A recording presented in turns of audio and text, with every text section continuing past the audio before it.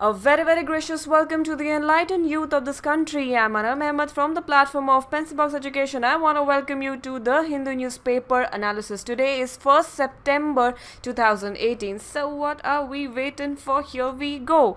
So I have this brief little information about who I am, where do I come from. So I've done my graduation and master's degree in psychology from Delhi University. I have all kinds of experiences in online and offline teachings. I have also been a part of Vajiram and Ravi's initiative for people who are aiming to take psychology as their optional subject, and also to write their UPSC mains and also their state services mains. I have also prepared a full-fledged course at www.studyiq.com, again for people who are like aiming to pick up this amazing beautiful subject to write their optional they write their UPSC mains and also their state services main, and also genuine people are invited accordingly to have a look at the course that I've made, and links are down in the description below the video. So this will remain the pattern of our discussion, starting with an amazing, inspiring quote and ending on a map practice question. So let us see what do we have here for us today. We are all living in cages with the door wide open in front of us, and yet again we are like refusing to come out of that comfort zones that we are in right now. So when we talk about the caged life that we have, that means I'm really talking about the set pattern that you have actually adopted in your life, whether in terms of thinking or your perception or your problem solving or your decision making. Alright, in terms of picking up a career option or picking up relations in your life, or whenever it comes to being experimenting, adventurous, being creative, innovative, and creating your own paths, or not actually following other people's behaviors and other people's plans and other people's life. Whenever I talk about these qualities, I'm really not talking about us as students or as youth of this country right now, wherein the Indians are actually not being very much innovative, and we do not have really good researches or innovations, or I guess a good the plan sheet that we might be having, or we might be hearing as a news coming from a great university or a great college in our country, and all of these people are like going abroad and utilizing their resources out there and then bringing out innovations out there, because of course we have that infrastructural problems and the facilities we are deprived of in this country. So yeah, it's always better that you realize, take a day off your routine and schedule and just focus and just meditate and just find out, what are the boundaries that you've actually created around you whenever you're in terms of certain decisions or certain options. Are you really imagining yourself in this position right now, or did you really expect this out of your life, or some changes are needed, or some decision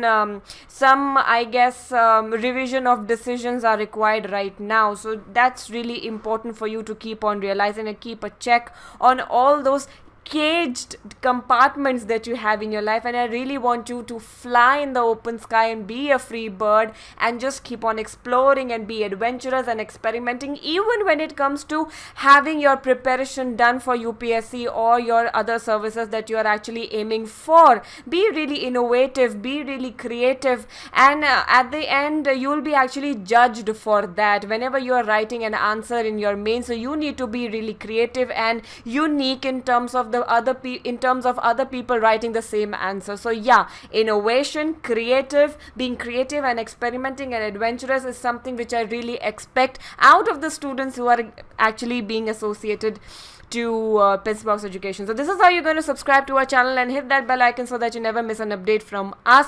And I really want to thank our subscribers and thank you all for extending support, love and care that you've been actually portraying for this channel. And also I really expect that you kind of spread a word of awareness around you, people who are actually into the same league, they are also struggling with you, so let them also get benefited out of all those information and stuff that I've been providing here. So really seek your support in this cause. And this is the FB page, and again links are down in the description below, which is required, that I require you to like. And again, a Telegram group has been created and formed for your convenience, and I'll be using this platform whenever I have to make some announcements or give you the PDF links. Like just right now I have updated the PDF links for the discussions I've done in the month of August, so all those PDF links and all those updations will be done in this group, so you can directly follow the link and download and have a printout of all these discussions that I've been giving you here, and make a beautiful monthly magazine of your own, and also edited with a lot of background analysis questions that I've been giving you. And I'm telling you, if you make your own diaries or make your own magazines like that, it's like the most amazing step that you can actually take in your preparation.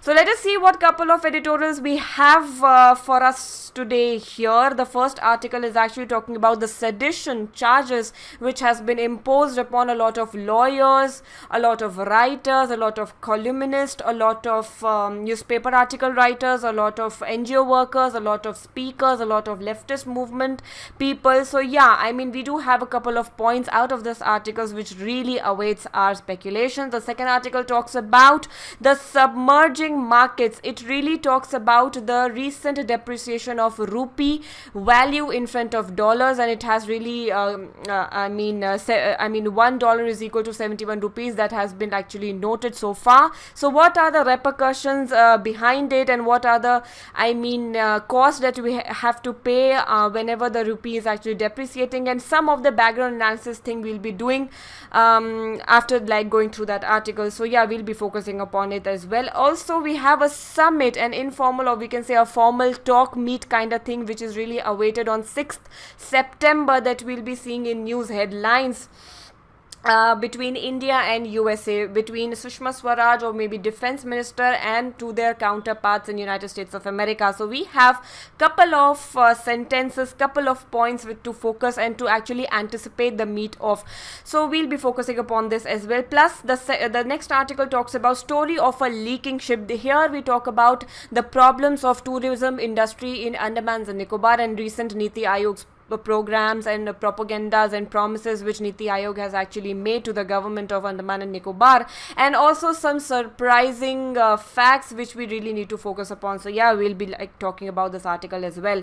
And here we have Saturday, and Saturday is known to have its ground zero today, and the case history that we have today is of the leather industry, which is very much prevalent in the areas around Kanpur, and of course Kanpur is the leather capital of our country. So yeah, we'll be focusing some points out of it, whether it comes to pollution or environmental degradation activities, or the sanctions, or the health of Ganga which has been compromised so far. So yeah, some points out of that article definitely is waiting for us to actually focus upon. So the first article for today talking about the sedition charges, talking about the sedition debate, the recent activities that we have actually observed in the newspapers, and that is Pune police has been having that watch, hunt and manhunt for a lot of journalists, for a lot of article writers and inspirational speakers, and they have been booked on charges to actually spreading hatred in the crowd and actually encouraging the crowd to have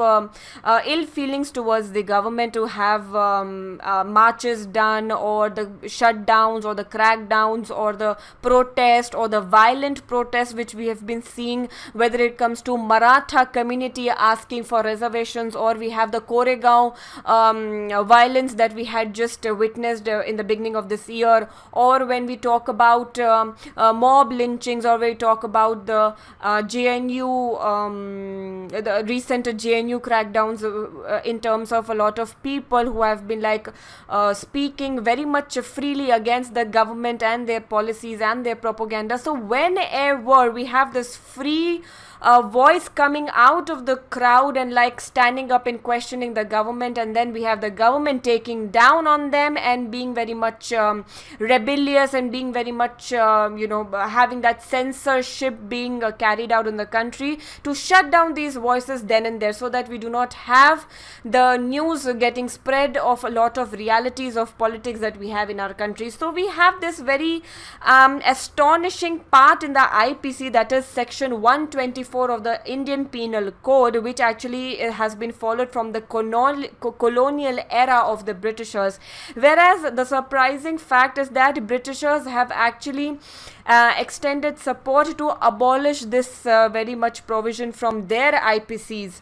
in their own countries, and we've been like following their rule, their program and their IPC and then their rules that they have actually made in our country, and they have actually gone, and it has been like 70 years of independence now, and still we are like following such provisions in our IPCs. So this really strengthens the government, the arrest authorities to actually have charges being imposed against activists or detractors or writers or cartoonists. A lot of cartoonists have actually come under that ambit, and they have been really accused of a lot of derogatory cartoons being made against these politicians and Congress versus BJP or several other regional parties being very much outrageous to the center. And I mean, this has to be taken really funny and all that, but the government has been really vigilant when it comes to a lot of negative voices against them, and that's what has been done so far. So over broad definitions is the whole problem of the sedition. Sedition means any activity that you have been taken, like any slogan voicing or any, I would say, any criticism or any vocal criticism, any written criticism against the government, against the ruling government, which has the potential to attract masses against them.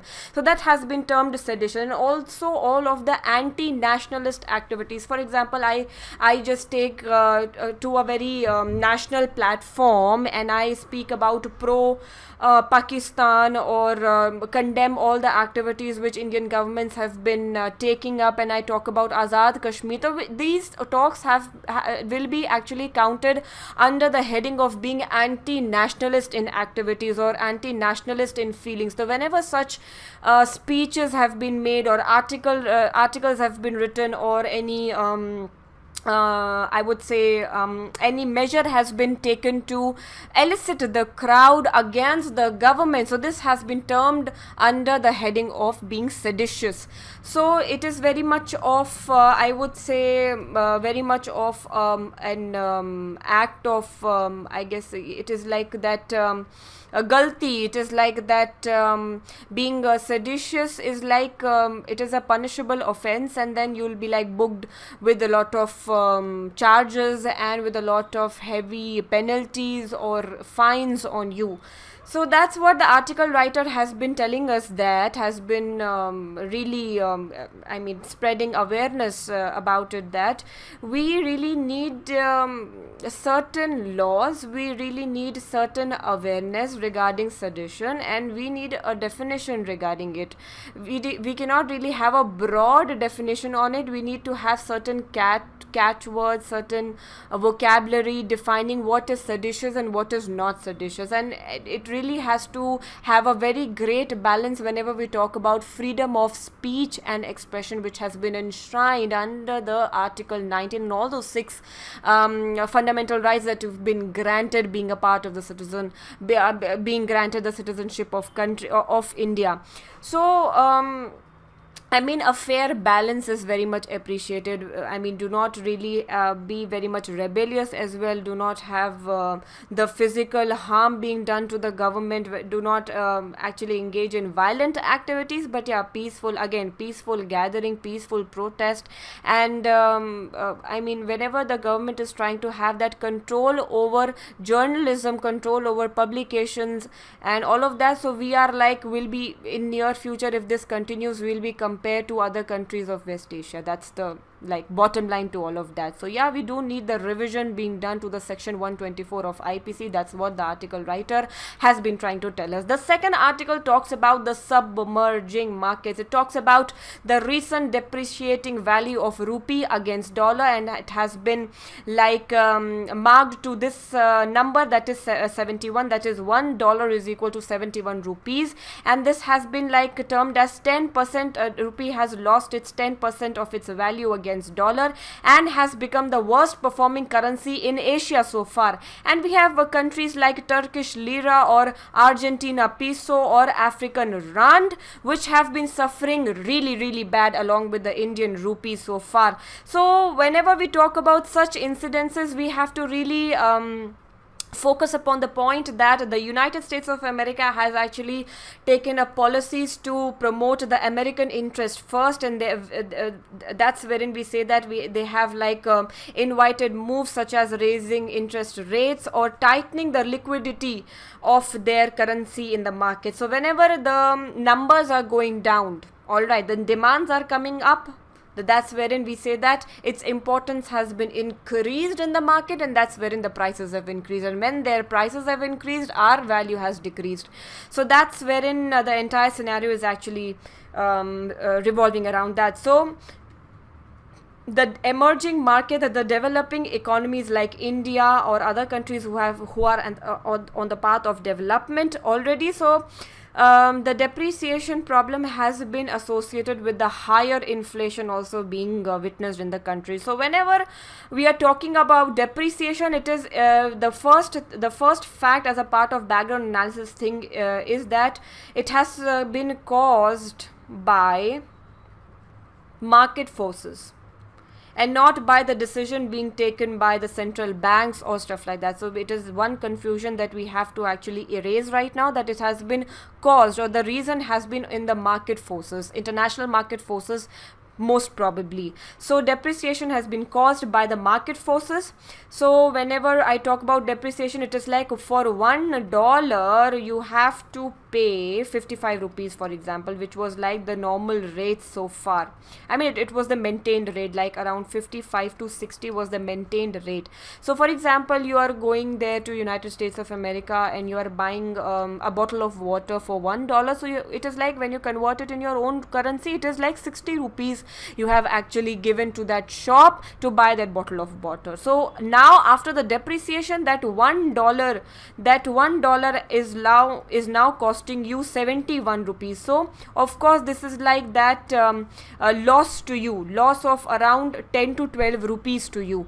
So that's wherein we say that whenever the depreciation of currency is happening, the exports are getting profitable and imports are getting expensive. And we as country, we Indians, we India have been like involved in a lot of imports. Our imports, I mean trade deficit says that our imports are always greater than exports. So that's why certain phenomena like depreciation of currency and all that, it really affects our economy very much, and it really leads to a rise in current account deficits, because our imports are more than exports and we have dollars being more expensive for us, so we have to like pay more to our imports bills. Alright, we need to pay more to buy those dollars, and again the demands are increasing, so prices of the dollars again gets increased. So imported items such as gold or oil, which is very much imported in our country, so the prices of which gets increased in the domestic markets. Of course, whenever I'm paying more to buy that commodity, so its prices automatically increases in the economy. So this leads to inflation problems further. So to combat all of this issue, so you have to like attract in a lot of foreign investors in the country, so that we have more of dollars flushing in and we have like equilibrium being made, and also curb imports whenever the situation like that is happening. So you have to like curb imports and encourage exports, so that we have some balance being made. So, and also I really invite you over to actually add on points to know have a lot of research being done on depreciation, since it is citizen news. So I really invite you over the discussion to give me some points regarding depreciation of currency, and to suggest me some policies and some measures to combat such a scenario whenever it is like coming up in the economy. So do tell me down in the comment sections that how to actually combat to depreciation of currency, and what measures we really have been encouraged to take whenever such a scenario is actually coming up. The next article is talking about India and the US and the most awaited talks so far, and we have the talks being I would say being planned on 6th September. So we have whenever we talk about US and India relationship, we have to talk about the direct investments which India has been also doing to United States of America, and United States of America has been doing to India. So they have done around 20 billion investment in our country, and India has also like equated it with 15 billion. So we always have this mutual interest being portrayed whenever we talk about these two countries. And also I mean, whenever we talk about the relationship, we also have to talk about the nuclear test of 1998. So this is a part of your background analysis question to tell me about the India's first nuclear test which was done, and where was it done, what was the nuclear test name, where was the venue, and what is its significance. I mean, after that a lot of international talks and also international groups were being made against the testing of these nuclear technologies and nuclear bombs and nuclear missiles and nuclear weapons. Alright, so do tell me down in the comment section. And India-USA Defense Framework Agreement is also to be renewed for 10 years. That has been renewed. So till 2025, we are like a defense partner to United States of America. So since Cold War era, the article writer is actually rewinding the history and telling us that since Cold War era, Soviet involvement has been of much greater level in India. So we have a lot of imports from Russia regarding defense, regarding a lot of technologies, whether we talk about nuclear technologies and stuff like that. So now when we have to like engage with the United States of America, we have to really keep in mind with the CATSA law, which is like a very discriminatory law of USA, which talks about the rule that USA is interested in countries who have lesser relations with Russia. So if you want to engage with the United States of America, you have to cut down the imports or cut down on relationships that you have with Russia, the bilateral relationships you have with Russia, because they would not really appreciate countries being involved in Russia, because they have like very much openly criticized Russia's involvement in Syria or Afghanistan, or being a supporter of Iran. So all of the ill feelings which United States of America has with Russia. When it also comes to spying activities, Russians have been actually accused of sending their spies around the world and like getting involved in the internal politics of the country. So all of the issues which USA has with Russia. So India has to really be very much careful to balance that equations in the world politics. I mean, Russia is our old friend. They have like extended support to India, and if we like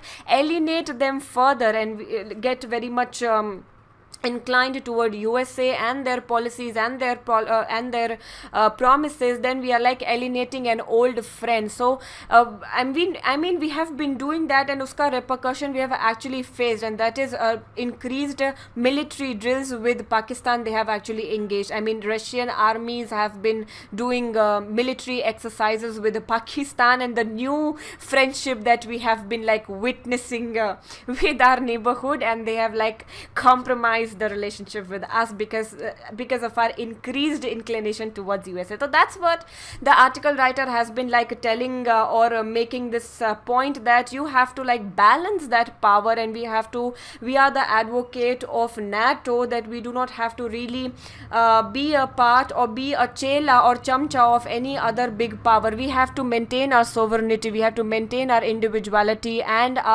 maintain our independent position whenever we talk about international relationship, and also be very much careful of such laws being imposed. And also we have been like importing a lot of military equipments, military technologies from USA and Israel so far. That's what I've been telling you, that there have been a paradigm shift when it comes to India's defense policies in international markets. We've been more dependent on USA and Israel and not on Russia. So this has to be really balanced, and also we have to balance the Iran talks that we have to do, because we are in the process of building the Chabahar port, and this is your responsibility to actually revise its position where it is located in Iran. It is very much close to Gwadar port, which Chinese have been making in Pakistan. So to counter that, we've been making Chabahar port, and it is like our gateway to the Central Asian countries and also to Afghanistan, to surpass or to just chop off Pakistan completely out of the scenario, and so that we can like have increased trade and commerce done with Central Asian countries and Afghanistan. So Chabahar port is an important I would say international activity which India has actually taken the responsibility of, to build it, to make it. And the recent sanctions which United States of America has been planning to put on Iran to curb its exports to further countries like India. So like all of that we have to balance and have that diplomacy being done, and not following blindly other person's I would say policies or other person's perspective. I mean, going blind behind that. The next article now here talks about the story of a leaking ship. Here we talk about the Niti Aayog's recent plan for encouraging a lot of tourism projects. Whenever we talk about Long, Neil, Smith and Avi's smaller islands, they are smaller islands in Andaman and Nicobar territory. So now you have Islands Development Agency to take the responsibility of developing them further, to have power supply and water and floating jetty, adventure sports, banqueting and conferences facility, also have a helipad or airstrips or roll-on roll-off ferry services to regulate a lot of movement of people to and fro from Chennai or Tamil Nadu cities or from Andhra Pradesh. All right. So tourism sector has to be developed, and we have that notion that the potential is like remained unrealized so far. So it is high on potential, and it is also true with in terms of northeastern states as well, that they are very much high on potential when it comes to tourism. So you really need to give them that development opportunity and have infrastructure being developed there, roads being developed and hotels being developed, and have a market of restaurants there, and have some cleaning done. And I mean, what activities you can like adopt to beautify those areas more, and have a portal being facilitated to invite and have awareness being done, do some marketing, do some awareness, have some portal being established so that people are aware of all the possible locations and all the possible tourist spots there in these states, so that we can really invite tourists to these states, and this can really benefit the local people out there as well.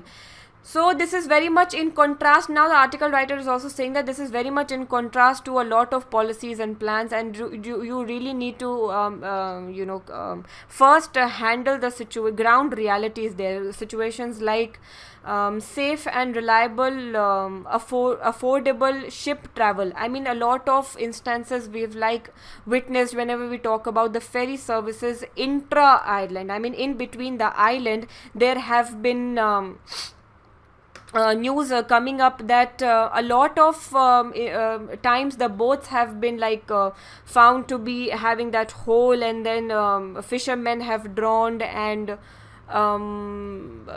not very much developed the entire transportation facility, because the roads do not connect a lot of islands. So you do need ships, you do need some services to go from one island to the other island. So all these realities, it is something for us to actually realize and have plans and policies being made on that. That's wherein the article writer is actually being concerned of a very greater holistic development plan, wherein you are like starting from the very much start. I mean, start from this and then have plans which are like talking about 100. Alright, so you first need to address the smaller issues, the most important issues first, and then like climb stairs gradually. That's what the article writer has been telling us, that you need to be very much aware of the ground realities first. What are the issues which are very much alarming and which requires more of your attention right now than talking about airstrips or helipads and bigger issues like that. First, you need to provide them with better ferry services so that they can like have their travels made very easy and convenient and also safe. We have the ground zero today talking about the adversities of a lot of tanneries in and around Kanpur, which are like the leather industry there. So the leather industry has been actually being blamed for a lot of discharge that they have been doing in the nearby Ganga river and increasing the pollution up to a very greater level. When it comes to hazardous substances like methane or ammonia or hydrogen sulfide, which is like the most dangerous pollutant so far in the environment. And also because of all of that, we have like increased incidences of diarrhea in the region, people who have been using the river water or the groundwater, because these discharges also affect the water which are present in the which are present as groundwater, which is used for drinking and for irrigation purposes. So yeah, people have been complaining problems due to that. And also this is in the sharp contrast to the recent ambitions of the National Mission for Clean Ganga and all those policies and plans which the center have been portraying, and which the state government has also been promising to the people of the state, that we need to clean up Ganga further, clean up villages which are around it, and also clean the water, and also make the villages which are very much in the close proximity to the river to be made open defecation free, so that you do not like do shauch in open, you do not go to khet and for getting fresh, and you have toilets being made in your home premises, and all of the policies like that. So disposal of waste into the river, when we talk about the poor sanitation by the pilgrims, because we also have the holy dips, which a lot of Kumbh Mela like activities are happening in Haridwar or on Varanasi. So all those dips are also being very, very much dangerous, because you also understand the fact that the waters are being polluted initially. So whenever they are flowing to these cities, these holy cities, and people are like taking up the waters and keeping them in temples or drinking it or having a holy bath in it, so this is like one such dangerous issue to your health and to the environment nearby. So all of the plans, all of the policies, all of the reports being conducted regarding it. So Kanpur has had a rich history when it comes to the leather production, leather industry, because it had that important military center in the region. So therefore a lot of demands were being done for the production of uniforms and leather belts and shoes. In the British era, it was an important center for military training and military equipment. So yeah, you do have the demands being done for the production of uniforms, leather belts and shoes and saddles and for the cavalry. So yeah, from that time the industries were like developed in the regions, and tab se lekar ab tak it has been developed. And also the presence of greater number of babul tree around the area. This is like a good tanning agent, and it really helps in the production of good leather. So availability of this raw material has further encouraged the setting up of these industries there, and further polluting. So what do you need to do? You do not really need to shut these industries. You just need to have policies, plans and programs implemented, and so that we can really regulate the entire activity, so that a lot of waste that has been produced out of that leather industries, we can treat it very effectively, make it less hazardous, so that it is safe for us to discharge that into the rivers. We need to treat that first. We need to make it more we need to detoxicate it further, and then have the discharge being done in the rivers, and not just like blankly shutting up these industries and making a lot of because a lot of businesses have been worsely affected when it comes to licensing problem, when it comes to sudden shutdowns, because there are a lot of people who are employed in these businesses, and there are a lot of people who are making money out of it, and they have been a significant part of exports of our country to different countries. So you really need to like regulate the entire region. So we have the reports from the Central Pollution Control Board and the Uttar Pradesh Pollution Control Board and the Central and Union Environment Ministries, which really talks about the entire issues in hand. And they have encouraged the shutdown of a lot of, as I told you, of a lot of industry, which is not a possible solution to the problem, because this will further increase the unemployment rate, and it will further lead to the loss of revenue which the country is actually making, because they are making a significant part of the export, which is like exported out of this country. So among the European buyers, you have that notion, they have that philosophy, they have that mindset that Indian leather industry is not doing that great, because of a lot of environmental sanctions being imposed upon them, a lot of businesses being shut down by the government, and also the recent cow slaughter and attacks on the transporters of cattle, which has further decreased the slaughtering of these animals for their leather. So there will not be, that situation is I would say it is very much, we are very much near to losing the market to countries like Pakistan, Bangladesh, Vietnam and China. They'll like surpass India in near future if we do not like take the responsibility today. And leather industry ka thoda bahut facts here is that India is actually world's second largest exporter of leather, of footwear, when it comes to leather footwear. All right.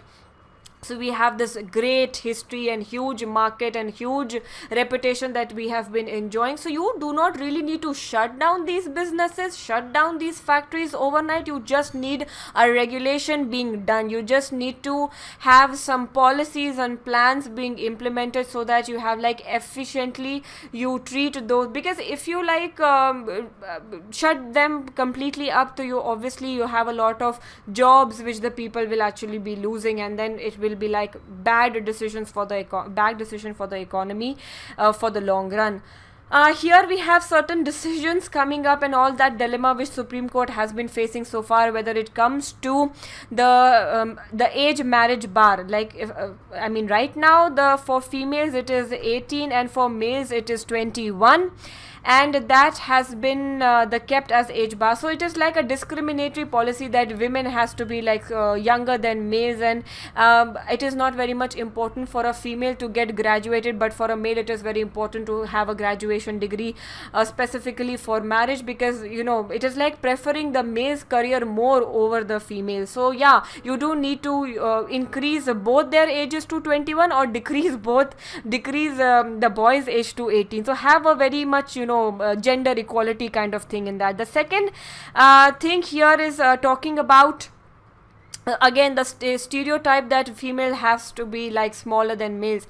And here the divorce, whenever we have a divorce happening, the woman should get an equal part of the property gained after marriage. So this is one such provision in talks very much. And also we have confessions being made here that the last month recommendation that we such as a ban, like the panel mooted the idea that confessions could eventually be banned, including the nuns. And it is in the background of the recent news that we have like witnessed in the state of Kerala, that a lot of people who are having problems and troubles in their personal lives, so they were like approaching priest for confessions being done. And whenever they are doing that, priest is like praying to God directly and then blessing the person and then telling that now that you have like realized your sins and mistakes, now is the time that God will like come and help you and all of that. So now priests were like using the secrets which were revealed by the people to them, and they were using that secret to blackmail the person further. And whenever a female used to come and talk about her sins and problems, they used to blackmail the female in question and then assault her further. Encourage her to have a sexual relation with the priest and all of the corrupt, all asking money to maintain that secret and all of that. So recent petitions were filed to actually curb these activities, to actually ban the confession activities, which were very much significant in the Christianity culture in the South India. But now the Supreme Court has said that we have to regulate the entire thing up, but we cannot like really outrageously ban the entire activity. So these talks are happening from, these are the news which we are getting from Supreme Court. The next news is actually talking about that Census 2021, which is like about to happen in our country after 2011. So every 10 year we have census coming up in our country. 2011 was the last year, and the next year is 2021. So when it comes to collecting OBC data, a lot of technology has to be adopted. Now the government has promised to bring in better facilities and better data collection tools and methods, more scientific in its nature, so that we can like have a very broad data or analysis being done, and also use maps and all that. A brief little background analysis that one can done whenever we talk about census. So earliest reference of census in India was being made in the Kautilya's Artha Shastra, which was written by Kautilya in the Chanakya time. He's also called Chanakya. Arthashastra talks about the importance of census, and the first census was being done in the Chandragupta Maurya time. The next we have the instance from Abul Fazl book N. Akbari, who talks about the importance of census and the census which was done in the Mughal era at that time. And after that we have like census being done in independent India from starting from 1951 to 2011, and 2021 is the next year that we have we'll be like having a census done. And in a very I would say a planned census started from the time of 1881 in the British era. So these are some of the facts which are very important for you to keep handy, and they are very much asked in the MCQs. And also, this as a part of your background analysis question, do tell me down in the comment section that who conducts census in our country. Who is responsible for conducting census in our country? Down in the comment section below. Vocabulary words for you: trenchant, vigorous or incisive in expression or style; blasphemous, sacrilegious against God. Being very being derogatory against gods and his sayings and all of that, being very much disrespectful to any religious or god. All right, so this is wherein we say that you are being blasphemous. Tenaciously tending to keep a firm hold of something; carnage, the killing of a large number of people; prophetic, accurately predicting what will happen in the future; rivulets, a small stream of water or another liquid.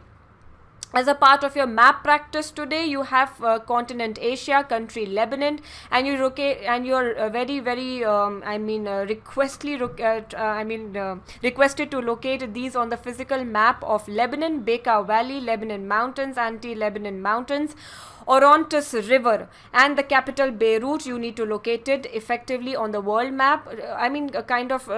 Try to locate where it is present and what are the neighboring nations which are on the boundaries, sharing boundaries with it, and also see that it is having an opening in the Mediterranean Ocean. So all of that.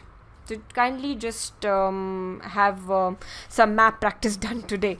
So towards the end, I would say stay tuned to Pencil Box Education for more videos and updates, and do check out the links down in the description below regarding the FB page and regarding my FB profile, my Instagram or Telegram group, which I really need your support on. So please do give this video a big thumbs up if you really like the way I deliver knowledge to you, and also subscribe to our channel and hit that bell icon so that you never miss an update from Pencil Box Education. And also I request you to spread a word of awareness among people who are also in the same league, struggling for the same cause and all of that. So this is my email ID that you can use to connect to me personally, and also the comment section you can use effectively. Thanks a lot for being a patient listener. Do your background analysis questions daily. Be happy, stay positive, spread love. That's the most important thing. Signing off from Pencil Box Education. Jai Hind, and thank you for watching.